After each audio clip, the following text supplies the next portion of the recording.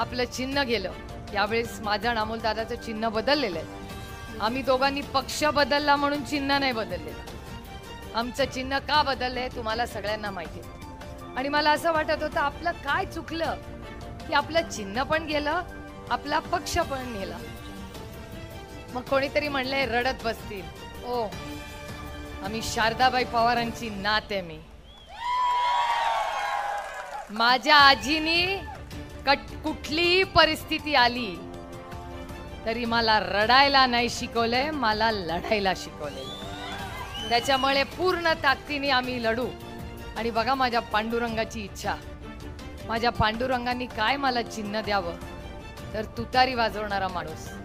किती मोठे शुभ संकेत आहेत बघा.